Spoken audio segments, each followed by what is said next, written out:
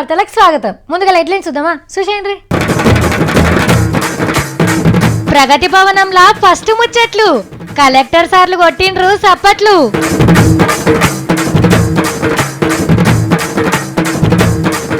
మున్సిపాలిటీల పొదుపు మంత్రం మేం చెప్తాం సారు అస్సలు తంత్రం.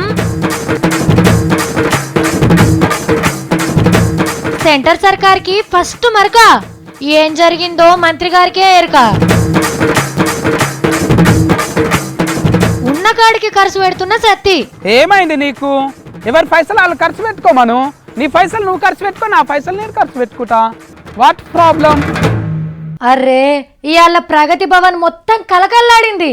ఆ కుర్చీలు, ఆ టీవీలు, ముంగట పువ్వుల చెట్లను చూస్తాంటే ఎన్నో బయట దేశంలో మీటింగ్ జరిగినట్టే అనిపించింది. ఇంతకు ప్రగతి భవన్ అంటే ఏందో మీకు తెలుసు కదా? సీఎం సార్ క్యాంప్ ఆఫీస్లో పెద్ద పెద్ద మీటింగ్లు పెడతందుకు కట్టించిన బంగ్లా. ఇదివరకంటే 10 మంది కలెక్టర్లు, 10 మంది ఎస్పీలు, మంత్రులు, పెద్ద ఆఫీసర్లు అందరు కలిస్తే ఓ 40-50 మందితోనే అయిపోయేది. మరి ఇప్పుడు 31 మంది కలెక్టర్లు, 31 మంది ఎస్పీలు, మంత్రులు, ఆఫీసర్లు అందరు కలిస్తే ఎంత లేదన్నా ఈజీగా ఓ 100 మంది దాటినట్టే.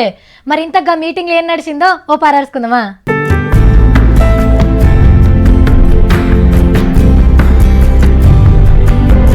చూసిండ్రు కదా ప్రగతి భవన్ ఎట్లున్నదో.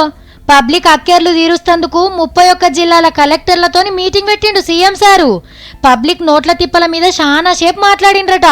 అందరితోని కారట్లు గిక్పిచ్చే పనులుండమని ఆఫీసర్లకు ఆర్డర్ వేసిండట పెద్ద సారు. కొత్త జిల్లాల సమస్యలను అడిగి తెలుసుకున్నాడు. ఏడేడ ఏమేం సౌలతులు కావాలో కలెక్టర్లు చెప్పినాక ఇప్పటి మందమైతే జిల్లాకో 3 కోట్లు శాంక్షన్ చేసిండట. అట్లనే షెర్లు దోడుడు పథకం, నడి ఇంట్లకు నల్ల నీళ్ల పథకం గురించి కూడా ముచ్చట పెట్టిండ్రు.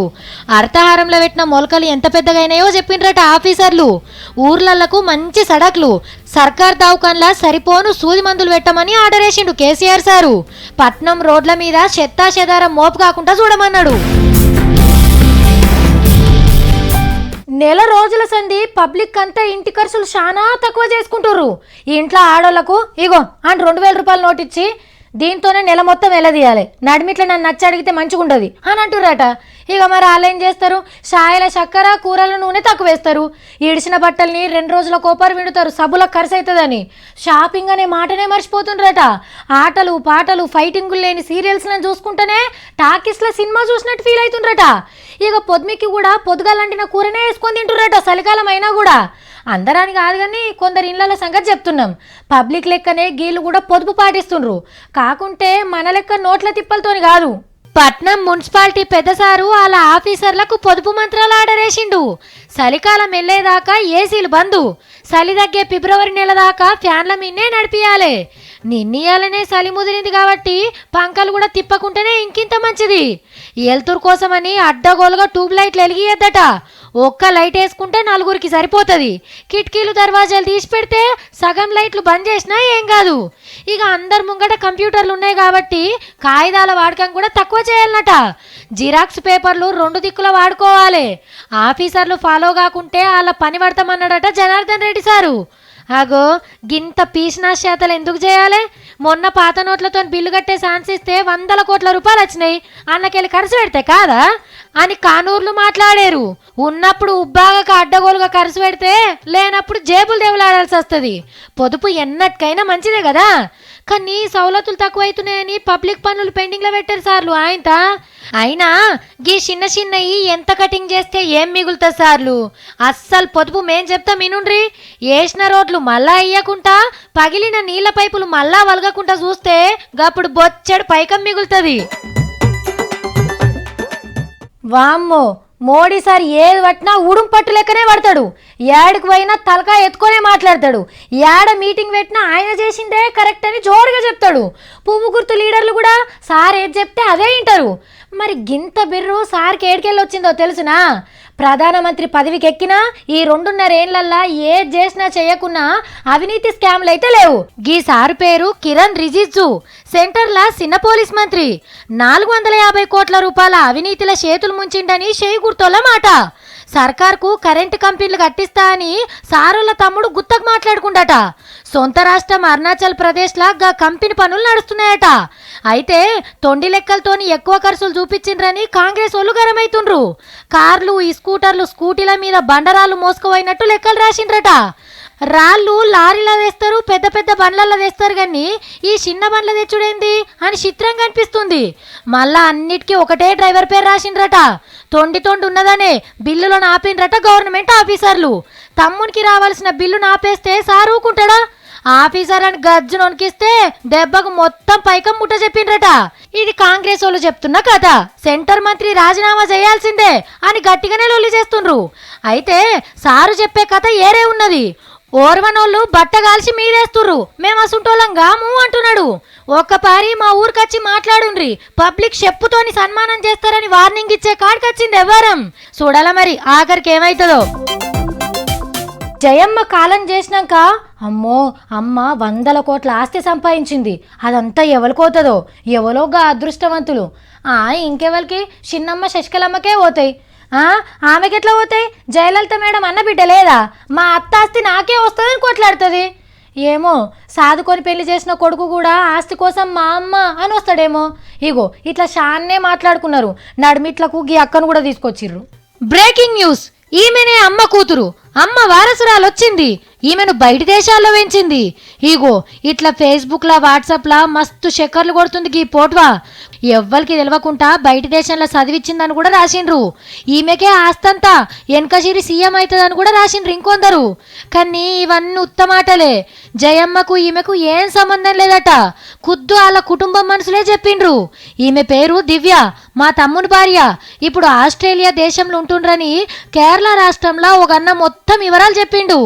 ఇదే ముచ్చట పాటలు పాడే చిన్మయక్క కూడా చెప్పింది. ఈమెకు కూడా గీ పోట్వాలున్న అక్క తెలుసట. ఇద్దరు సేమ్ టు సేమ్ అనిపించే వరకు ఉత్తగానే పుకార్లు పుట్టించిండ్రు, నమ్మద్దని కోరింది. భూమి మీద మనిషి తీరు మనుషులు 7 ఉంటారు. ఇప్పుడు ఇద్దరిని చూసినాం, ఇంకో 5 ఏడున్నారో మరి. ఇంకా నయం పార్టోలు నమ్ముతలేనట్టున్నారు. నమ్మితేనా 7 లోకాలు ఎంకులాడైనా తీసుకొచ్చి కొలుసుకుందురు.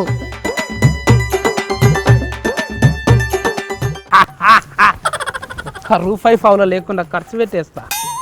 నేను మొన్ననే తీసుకున్నా, దాచిపెట్టుకున్నా. అబ్బా ఈడేంది అంగి మీద అంగేసి ఏమో నోట్లతో నాటలాడుతున్నాడు.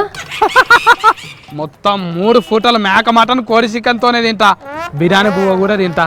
తిన్నది అరగకపోతే కలకత్తా పానేసి నా చూసుకో, తిన్నది అరగకుంటే గోడకు రాసుకో. ఏందిరా దినం బిర్యానీ తింటావా? ఈడు ఒక్క పూట గడవ నీకే తిప్పలవుతుందంటే. చూడు సాఫ్ట్రీసీస్, నీకేం కావాలన్నా చెప్పు, ఇమ్మీడియట్గా తెచ్చేస్తా. కాటిక బొట్లు కావాలన్నా, టిక్ బొట్లు కావాలన్నా, కొత్తది సౌరమైన తెస్తా, మేకప్ పౌడర్ అయినా తెస్తా. ఏది కావాలి? పైసలు అన్ని ఖర్చు పెట్టి పడేస్తా. నాకేం వద్దు కానీ నాయనకి పంపుదాం రా, పైసలు ఇచ్చేయి.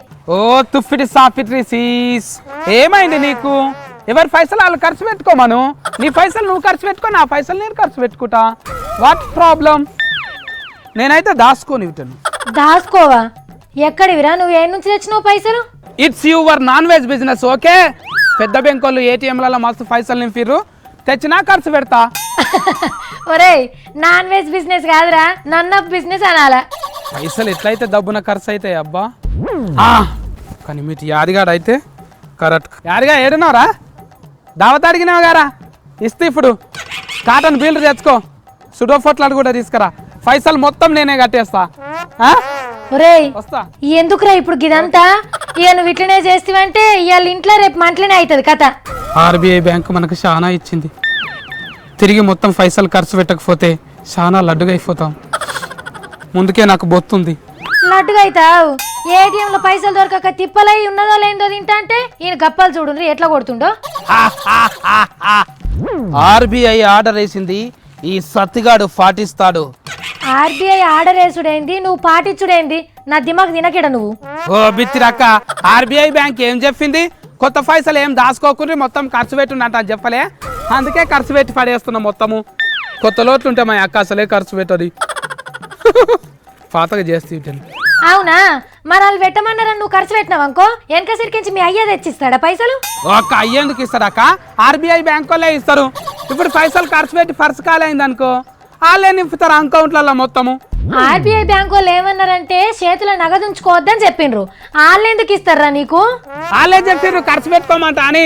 మనకు తెలియరాక పాత లోట్లు రద్దు చేసిండ్రంటే కొత్త లోట్లు ఖర్చు పెట్టుకోమంట అని మళ్ళీ ఇస్తారు. గ్యారంటీకి ఇస్తారు. ఎందుకు ఇచ్చిండ్రా నీకు? నీకు జీతం చేస్తే ఇచ్చిండ్రా, పని చేస్తే ఇచ్చిండ్రా? ఉత్తగా బ్యాంకులో పోతేనే ఇచ్చిండ్రా నీకు? ఉత్తగా ఎందుకు ఇస్తారు? మనం తిప్పల పడ్డ పైసలే ఇవన్నీ. ఇంకా చూడు చెమట వాసన వస్తుంది. ఇది కొత్త లోట్ల వాసనే వస్తుంది. అది కాదు సత్తి, నీకు అర్థమైతే లేదు. ఎవ్వరితాన రూపాయి లేకుండా పూటకులోలని చేస్తున్నారు. ఏ పూట ఆ పూట సర్దుకొని పని చేయాలి. అవునక్క, పైసలు అయిపోయినాక ఒకవేళ రాకపోతే ఏమున్నది? ఎట్లా షటాక్ సామాను షటాక్ బియ్యంతోనే బతికేటట్టు చేస్తుండ్రు అన్నట్టు. షటాక్ కొనుక్కొని బతుకులు ఎలా తీస్తున్నాం అంటే అంతా అల్ల పుణ్యమే కదా అక్క. ఇప్పుడు అర్థమైందా? మొత్తం కారెట్లతోనే బతికేటట్టు చేస్తుండ్రా అంటే చేతులు ఎవ్వరితాన రూపాయి కనిపించద్దని. అందుకే అక్క మన దగ్గర కూడా కనిపించద్దంట అని ఇంట్లో దాచుకున్న పైసలన్నీ తెచ్చిన. సత్తి, అవన్నీ ఊర్లో అప్పుగట్టి నీకు దాచిన పైకనరా. ఒక్క రూపాయి ఖర్చు పెట్టినా నీ కాళ్ళు ఇరగొడతా బిడ్డ. డిజిటలైజేషన్ కింద ఈ పథకం పెట్టిండ్రా. ఓ సార్లు మీరు అట్లా చేయకుండ్రి, మా వాడు మొత్తం పోతం పెడతా అంటుండు.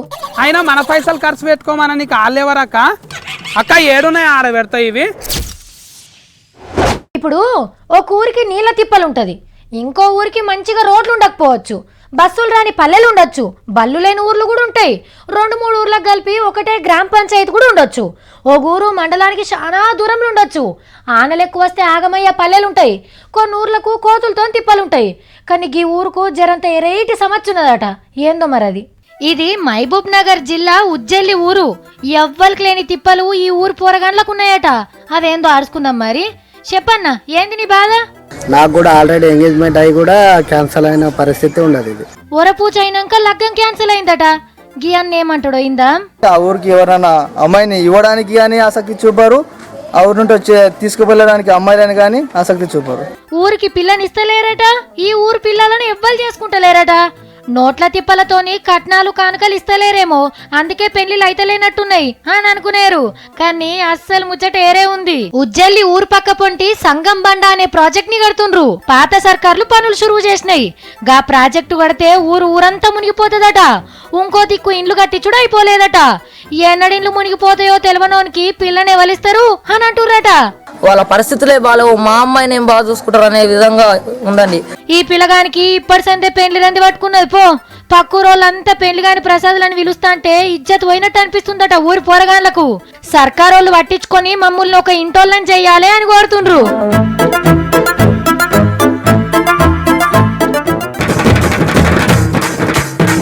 ప్రగతి భవనంలా ఫస్ట్ ముచ్చట్లు. కలెక్టర్ సార్లు కొట్టిండ్రు సప్పట్లు.